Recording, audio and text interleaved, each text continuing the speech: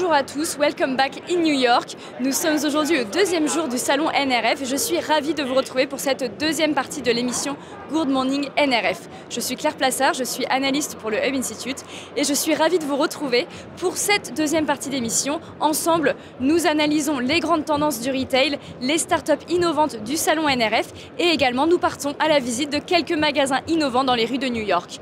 Aujourd'hui, pour cette deuxième partie d'émission Good Morning NRF, nous allons nous pencher sur la thématique du Web 3, nouveau terrain de jeu du retail. Je vous ai préparé quelques tendances et quelques insights. On se retrouve tout de suite. Alors tout d'abord, ayons bien en tête que le métaverse n'est pas uniquement un casque de réalité virtuelle. C'est, ou plutôt ce sera, beaucoup plus que cela. On peut effectivement définir le métaverse comme le croisement de 4 visions ou univers. On a d'abord l'univers de la 3D, celui de la réalité virtuelle, de la réalité augmentée et enfin le jumeau numérique. Et pour arriver à cette vision globale, on a plusieurs barrières technologiques qui sont à franchir. Le travail sur les différentes interfaces comme les écrans, le travail sur l'audio, les technologies haptiques qui permettent d'avoir un retour de force lors des interactions, le traquage des yeux, les avatars, etc. Et le métaverse comme fantasmé ne pourra devenir réel que lorsque la technologie permettra de fournir une expérience qualitative sur chacun de ces domaines. Alors si le métavers semble être un sujet un petit peu nouveau dont tout le monde parle en ce moment, ce n'est pourtant pas réellement une nouveauté. On en retrouve des traces dans la littérature depuis les années 60. Et dans les années 2000, on a pu découvrir un petit peu ce concept au travers de Second Life, qui était l'un des premiers métavers, un des premiers mondes virtuels, où les marques ont également pu développer leur présence et tester ce différent concept. Dans la suite des années 2000, les avancées technologiques comme la 4G et ensuite la 5G, les consoles de gaming plus performantes et le travail sur les réalités augmentées et virtuelles ont permis de créer des expériences qui sont plus immersives et de passer de ce concept de Second Life à Minecraft, Fortnite, Decentraland, Roblox, Animal Crossing et Facebook Horizon. Ce qui est nouveau aujourd'hui, c'est plutôt l'engouement des géants de la tech. Effectivement, on a eu l'annonce de Meta en 2021 qui a mis le métaverse dans tous les esprits. C'est devenu le buzzword, on n'a entendu que ça pendant un moment. Aujourd'hui, les géants de la tech, ils essayent de le rendre réel, ils essayent de s'accorder ensemble sur des standards, sur des normes qui vont permettre de réellement créer un monde qui sera décentralisé et interopérable, avec des conglomérats. Cependant, aujourd'hui, la problématique qu'on voit apparaître, c'est qu'on n'a aucun conglomérat, aucune alliance de ces géants de la tech qui va réellement regrouper tous les acteurs du paysage. Et des acteurs pour le métaverse, il y en a beaucoup, c'est des typologies d'acteurs multiples. On va avoir d'un côté tous les acteurs vraiment de la tech qui vont vraiment travailler sur l'infrastructure et de l'autre côté aussi tous les acteurs de création de contenu qui vont être indispensables pour créer des expériences qui vont être pertinentes et qui vont réussir à justement créer l'engouement et à faire venir les consommateurs sur ces nouveaux espaces. L'infrastructure, je le disais, c'est un élément indispensable. Effectivement, pour créer une expérience de métaverse crédible, il va falloir arriver à une puissance de calcul 1000 fois supérieure à celle qui existe aujourd'hui. Une vaste affaire. On parle aussi beaucoup des NFT, qui sont des jetons non fongibles. Qu'est-ce que c'est et comment ça s'utilise? Plusieurs usages se dessinent. Ça peut être par exemple une œuvre numérique à collectionner, ça peut être un certificat d'authenticité, un certificat de propriété, un ticket pour un événement, un concert par exemple, ou encore une preuve de présence. Et malgré des valeurs qui sont variables et instables, de nombreuses marques intègrent déjà les NFT dans leur stratégie retail, et notamment dans le luxe. On a beaucoup de marques comme Dolce & Gabbana, Lacoste, Gucci ou encore Adidas.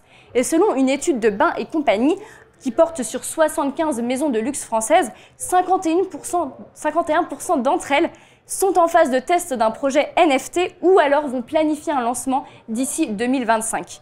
Certains retailers utilisent déjà les NFT et les transforment en expériences physiques. Par exemple, en 2022, plusieurs magasins de la chaîne Monoprix à Paris ont été équipés de corners NFT qui ont permis aux clients d'acheter un NFT en magasin. On a aussi en août 2022 un contrat qui a été signé entre Mars et le label UMG pour permettre à M&M's d'imprimer des NFT sur ses bonbons. Donc vous connaissez ces gorilles là qui font un peu la tête, les Bored Apes. Et ben c'était ces images qu'on pouvait retrouver sur les bonbons M&M's. Donc une nouvelle manière de consommer les NFT. Du côté du métavers sur la dimension entertainment, ce concept permet de réinventer le divertissement avec des concerts virtuels, avec des visites de musées, des défilés de mode par exemple, et aussi des jeux vidéo. C'est aussi la proposition d'expériences avec des filtres de réalité augmentée, des avatars pour pouvoir assister les clients. Donc de multiples usages et des innovations qui permettent aussi de simplifier et d'accélérer la création d'assets. Parce que se préparer au métaverse, c'est d'abord pouvoir digitaliser ses produits. Et donc on va avoir beaucoup d'innovations à ce niveau-là avec par exemple des studios photos virtuels, la création d'images par l'intelligence artificielle. Les marques vont aujourd'hui tester leur appétence au métaverse dans des mondes virtuels qui existent déjà et qui sont en fait déjà souvent des plateformes de gaming comme par exemple Roblox, les Sims, Animal Crossing et aussi des nouveaux mondes qui ont été développés comme par exemple Zepeto ou The Sandbox. Par exemple, on a Nike qui a lancé Nikeland sur Roblox ou encore Carrefour qui teste plusieurs plateformes. Ils ont investi sur Fortnite, sur The Sandbox et aussi sur Animal Crossing. Donc c'est une logique de test and learn qui permet à ces différentes marques de commencer à s'acculturer. Côté business, le Metaverse va offrir des opportunités au travers du concept du jumeau numérique, qui crée par modélisation un double digital d'un produit, d'une ville, d'un bâtiment ou même d'un être humain. Et ça va ensuite permettre de pouvoir faire des simulations d'action et des pratiques qui sont déjà en cours autour par exemple du bâtiment connecté ou encore de la e-santé, pour pouvoir par exemple tester, se préparer, se former sur les différentes opérations chirurgicales. Le Metaverse pourra également représenter le futur de nos espaces sociaux et de nos espaces de travail, notamment sur le domaine de la formation, pouvoir former à distance avec la technologie virtuelle les différents collaborateurs. Après ces quelques éléments de contextualisation et d'insight, nous nous retrouvons ici, au cœur du salon NRF, pour partir ensemble à la rencontre de startups innovantes qui se positionnent sur cette thématique du Web3 comme nouveau terrain de jeu du retail.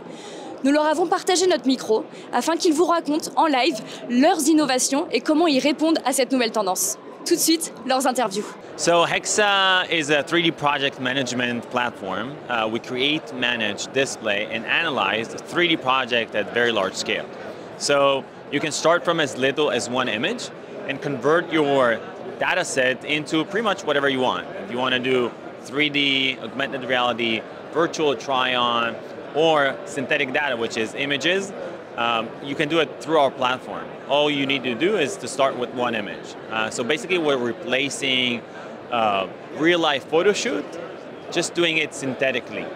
We work today with the world's largest retailers and brands, and we have partnerships across 5 continents. Bonjour, nous sommes Nfinite. Nfinite, c'est une plateforme SaaS de e-merchandising. Notre mission, c'est de donner la capacité à n'importe quel e-commerçant de créer des expériences visuelles produits illimitées. On fait 3 choses pour nos clients. La première chose, on transforme leur catalogue de produits de la 2D en modèle 3D. La deuxième chose, on prend ces modèles 3D et on les met dans une plateforme qui permet à n'importe qui de créer n'importe quelle expérience visuelle produit, un pack shot, un 360, des mises en ambiance, des vidéos. Et la troisième chose, on permet de displayer des expériences consumer-facing interactives. On peut avoir des expériences comme ce que vous voyez derrière moi où le shopper peut directement swapper, customiser des visuels pour trouver les produits qu'il souhaite. Et bien entendu, tout ce qui est lié au métavers et au Web3, nos modèles sont directement intégrés pour des expériences de réalité augmentée, de métavers, peuvent être intégrés dans des jeux vidéo liés à la 3D. We are Bitrial.com, a Massachusetts-based company in USA. Our platform allows us, manufacturers and retailers, to create exquisite, lifelike 3D virtual stores where you can display your products and merchandise it for the customers. For the customers, we are trying to drive engagement and social experiences, as well as the one-to-one personal shopping that what customers experience today in a physical stores. Customers can walk through the store seamlessly, they can shop with their friends or family, or they can actually be assisted by a product expert or a sales associate and help them find the product that they want.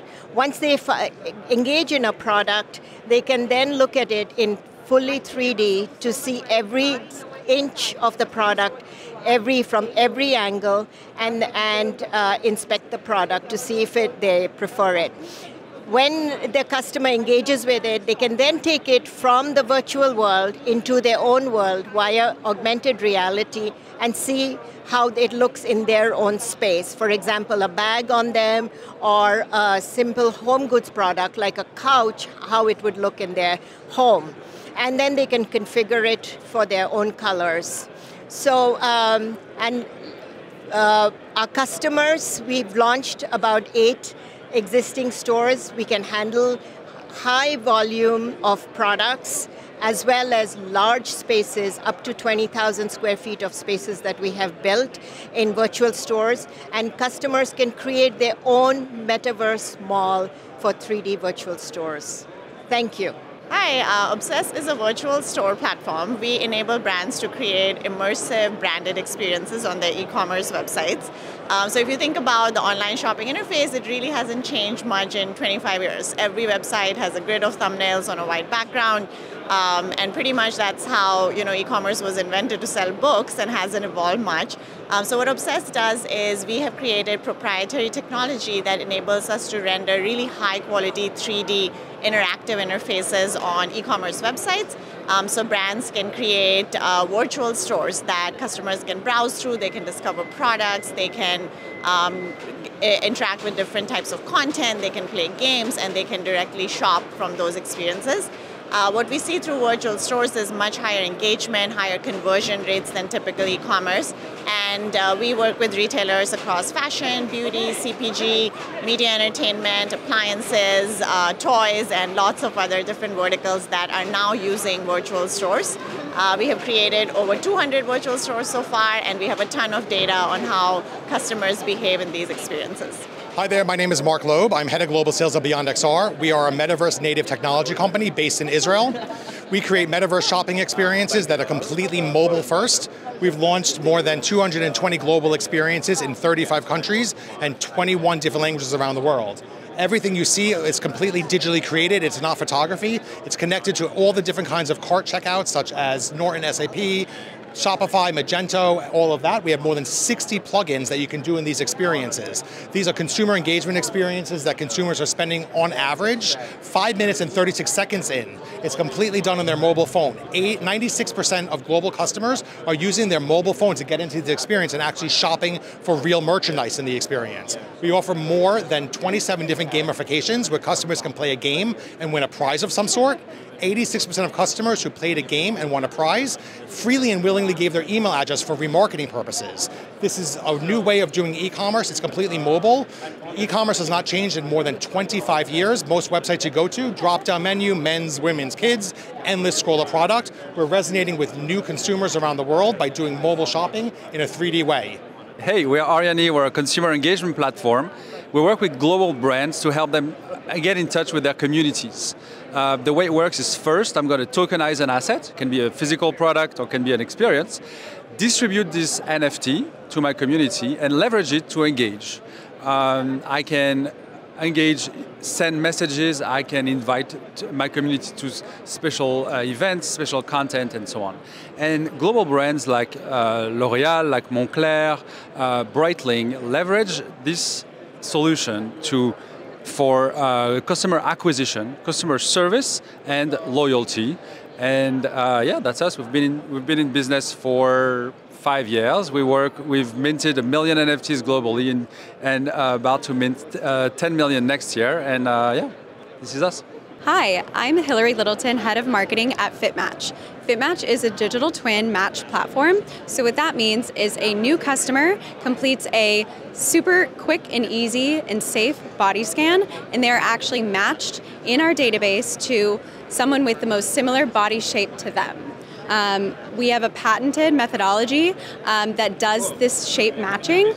So on the front end, the customer sees guaranteed size recommendations that are for their exact body shape based on that digital twin. There's 2 ways to experience our technology. One from our self-scan at home, or really from anywhere, and another from our in-store retail solution that has our sensors built into the walls. To experience the technology, you have to have a LiDAR-enabled device, so the iPhone 12 Pros and above, and that is also in our fitting rooms as well. Hi, my name is Garana Sealy, and I'm the Vice President of Global Retail for Art. And what you see behind me is called Capsule, our newest retail invention. Capsule does three things. First of all, it's a hologram, and it does a live, pre-recorded, and 3D content. So with the live content, what you can do is beam in individuals from different various parts of the world into conferences. They can interact with you, which means you can bring in industry leaders, fashion leaders, as well as makeup artists, as an example. And then with the 3D and interactive content, you're able to upload products onto the capsule and manipulate them, be able to find out features and benefits, and really immerse yourself in the story of the product. Some of the use cases that we have for Capsule are, of course, product launches, marketing events, window activations, and of course, live interaction with your audience. Internally, you can also use it for training purposes. So I hope you really enjoy Capsule, and we look forward to showing you more. Hello and welcome. My name is Joe Murphy, Business Development Manager for DeepBrain AI. And at DeepBrain AI, we create virtual humans based on real people. So here you can see an AI model that we made. This is Howie Mandel, who is a celebrity here in the US. And when we make the model, it creates the opportunity for video at scale. What that means is you put in text and then we generate video as that person would deliver it. So we clone the voice, face mannerisms, the uniqueness of that person, that all comes out in our AI model. And anytime that person wants to create video, it can be done by entering a script. This can also be used for virtual employees, such as a concierge at a hotel, bank teller at a bank. AI news anchors have been implemented in South Korea and China.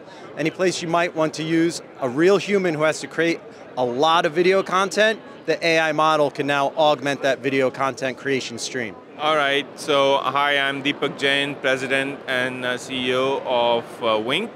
And Wink is a new startup around biometric identity and payments. We have developed a platform that allows any merchant, any financial institution, any bank, anyone to use a camera as a secure biometric authenticator, as well as a secure payment terminal.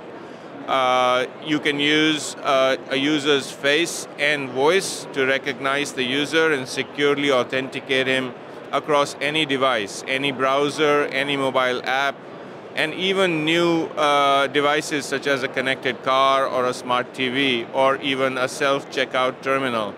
Wink's AI and ML-based technology uses advanced facial recognition, voice recognition, and device recognition to smartly authenticate the user, and it works on all devices. And we also have a payments platform that can associate any payment instrument with the user's face and voice and allow a merchant to accept a payment just using the user's face as an input. And our platform is able to tokenize the payment instrument and send the payment to any payment gateway in the world. So it's really a very smart new technology to reduce fraud and allow a user a higher confidence and convenience to access online services. Merci à ces startups de nous avoir partagé leurs solutions. Nous avons maintenant eu la chance de pouvoir nous rendre sur le stand de IBM, ici au cœur de la NRF, et qu'ils puissent nous expliquer comment ils se positionnent, eux, sur cette thématique du Web3. Tout de suite, leur interview. Bienvenue au stand IBM en direct de la NRF. C'est le salon où se rencontrent tous les acteurs du retail et également le moment pour le marché d'explorer des nouvelles tendances, parmi elles le Web3. Je pense que ça ne vous aura pas échappé, de nombreux acteurs du retail et des marques ont fait des incursions dans le Web3 ces derniers mois. Je pense à Decathlon, à Carrefour, à Gucci, que ce soit sur des expériences immersives, que ce soit sur des drops NFT ou que ce soit sur des achats de terrains virtuels. Je pense notamment sur quelques actualités qui m'ont marqué. Le club Leader Price qui a lancé 1000 NFT dans The Sandbox et qui donne à chacun accès à des promotions dans le magasin. On a aussi Decathlon qui a sorti une collection de 2008 paires de chaussures de street footwear et qui, associés au NFT, leur ouvre des privilèges et notamment pour pouvoir accéder à des champions de la discipline. Et j'en passe, il y avait Lacoste aussi qui avait fait un job intéressant autour de l'engagement communautaire et de la co-création. Je pense également à Guerlain autour des CryptoBiz qu'ils avaient dévoilés pendant le salon Vivatech. Je pense qu'on en a vu aussi quelques-uns, Julien, ici à New York d'ailleurs. Oui, donc deux exemples peut-être concrets et emblématiques que l'on peut voir ici à New York. Le premier, c'est la boutique Ferragamo, qui permet de créer son propre NFT et de se l'envoyer par email gratuitement.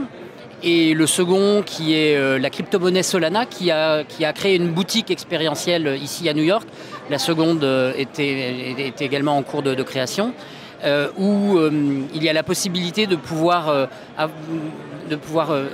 faire un parcours pédagogique et comprendre comment ces crypto-monnaies fonctionnent et de créer également ses propres NFT, de créer ses propres wallets. Merci Julien. Alors, on parle du Web3, mais finalement, le Web3, c'est quoi au juste? Certains diront c'est le futur du Web2. Il faut savoir à quel horizon, mais en tout cas, ce qui est sûr, c'est que le Web2 porte une promesse qui est notamment le fait de pouvoir s'affranchir un petit peu des GAFAM, c'est-à-dire qu'il y a fondamentalement dans les bases du Web3 une idée de décentralisation.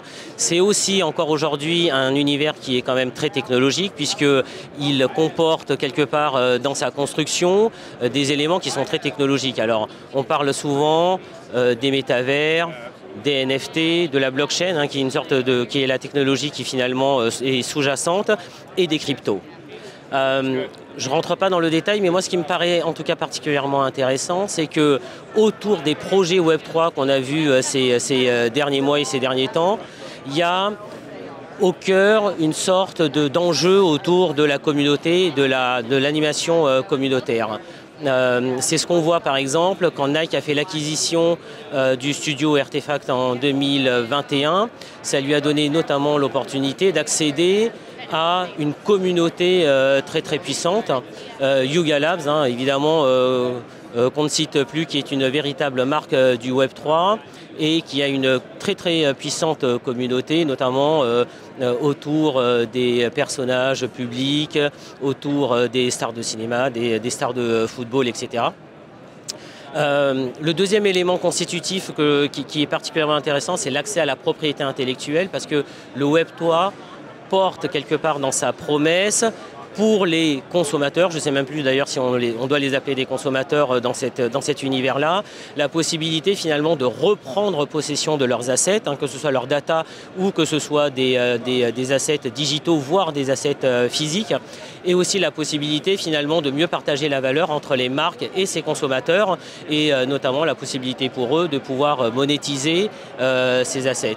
Le troisième élément que je trouve particulièrement intéressant, et notamment pour des marques qui ont un territoire assez fort, c'est la possibilité d'avoir un nouveau territoire d'expression de la marque, de pouvoir faire du storytelling et aussi de libérer quelque part la créativité autour de ces sujets-là. Merci Indre. Dans les éléments qui viennent d'être décrits, les plus importants et ceux qui sont les plus connus aujourd'hui sont véritablement les NFT d'un côté et les métaverses de l'autre. Dans ce monde des métaverses, aujourd'hui, un des éléments particulièrement importants, c'est d'être capable de pouvoir passer d'un monde à un autre, d'un monde virtuel à un second monde virtuel, de passer du monde virtuel au monde physique. C'est réellement un des éléments aujourd'hui qui fait défaut à pas mal d'entreprises et à pas mal de projets que l'on voit en cours aujourd'hui. D'une manière générale, les opportunités immédiates que l'on peut voir aujourd'hui, qui ont d'ailleurs été décrites dans un document qui vient de paraître d'IBM, de l'Institute for Business Value, on va retrouver cinq grandes tendances et cinq opportunités ou 5 domaines dans lesquels on peut directement travailler avec des entreprises sur le métaverse avec des marques et des retailers. Le premier, c'est autour du développement produit, avec des prototypages en 3D, en temps réel. Notamment. Le second, c'est autour de tout ce qui va être production et logistique avec les digital twins, donc les jumeaux numériques. Par exemple, BMW a fait un digital twin d'une usine en 6 mois et on a pu gagner à peu près 30% d'efficacité après simulation.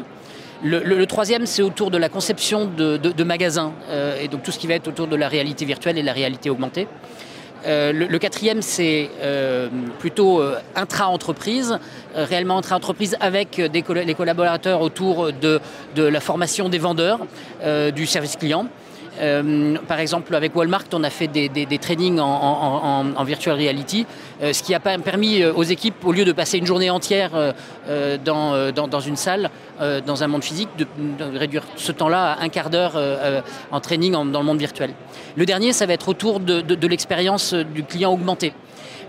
Donc c'est d'ailleurs surtout sur ce dernier domaine c'est ce dernier domaine que nous mettons en avant ici à la NRF. Avec un de nos clients, on a construit un métaverse.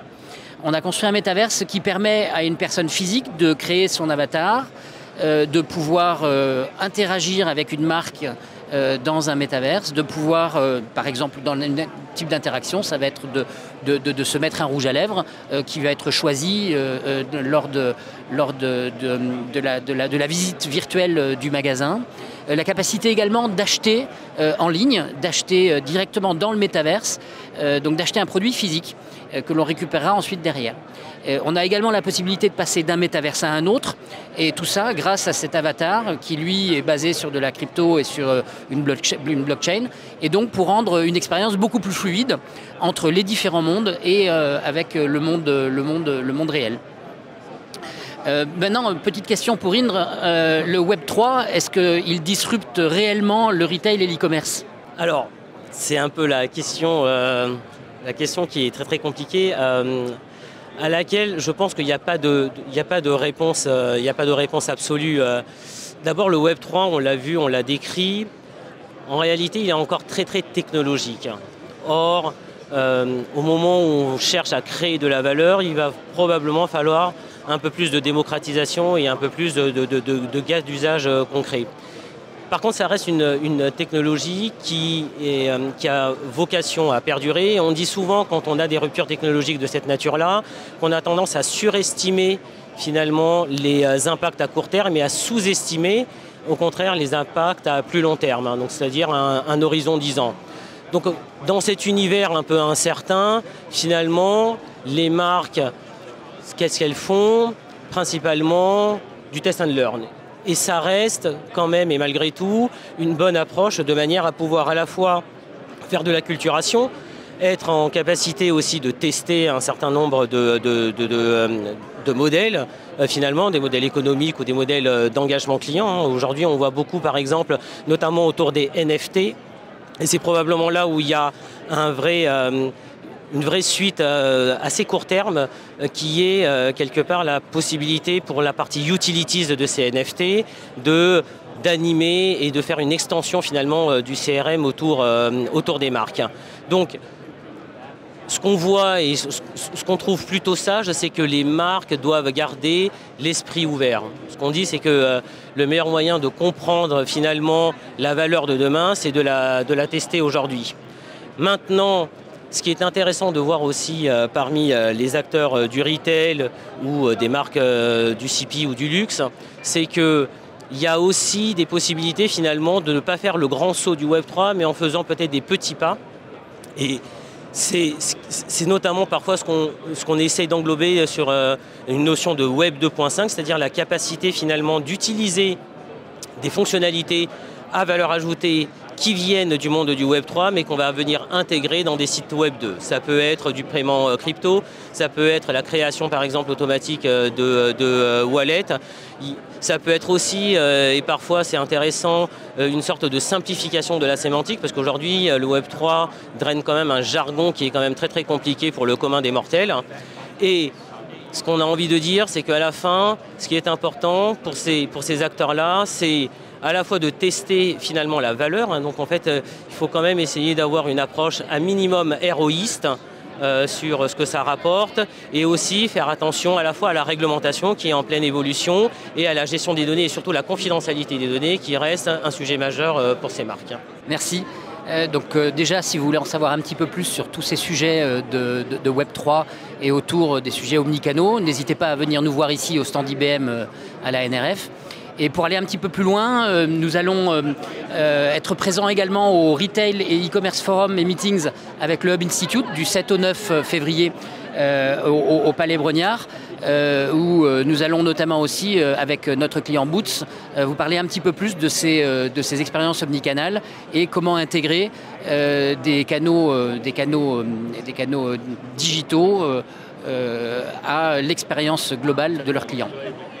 Merci à tous et à bientôt. Merci à tous les deux de nous avoir accueillis sur le stand de IBM, de nous avoir partagé votre vision du Web 3 et les actions qui sont mises en place par IBM pour accompagner ses clients sur cette nouvelle tendance. Julien, tout à l'heure, nous a évoqué 2 différents magasins à New York qui se positionnent sur cette tendance et qui utilisent justement le Web 3 comme un nouveau terrain de jeu dans le retail. Nous sommes partis en reportage pour les filmer. En voici les images. Au cœur de Hudson Yards, Solana est un espace dédié à l'acculturation autour de la blockchain, des crypto-monnaies et des NFT.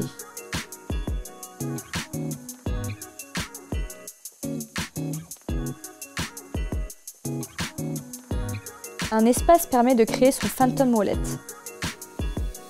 grâce à des bornes et à des tutos ludiques.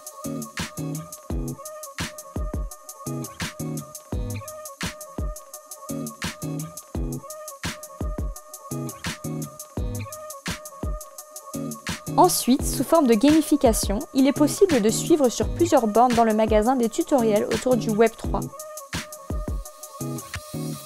La validation de 5 tutos sur les 7 proposés permet de gagner 10 crédits en crypto-monnaies qui sont utilisables directement dans le magasin.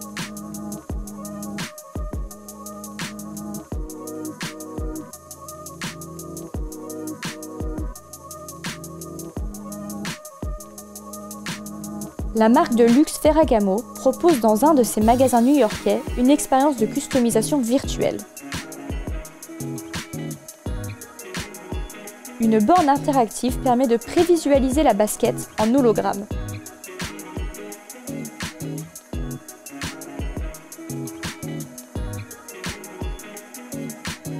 Il est possible de choisir la couleur de la basket, de l'inspecter sous tous les angles et d'y inscrire ses initiales.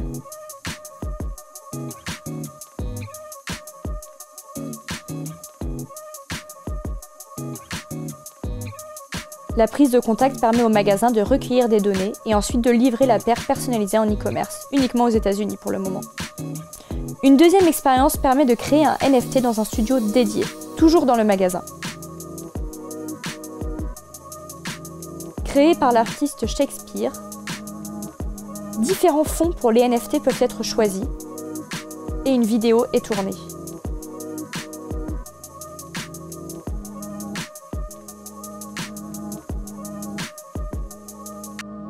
Le tournage de la vidéo permet de générer un NFT.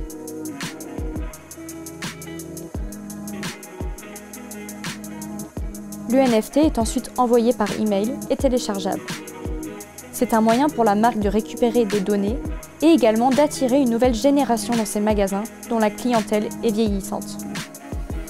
Nous arrivons au terme de cette deuxième journée de reportage sur Good Morning NRF. J'espère que ces différents insights, ces rencontres, ces magasins vous ont plu. On se retrouve dès demain matin pour la 3e et dernière partie de l'émission Good Morning NRF. Ce sera demain autour des tendances du retail engagé. À demain!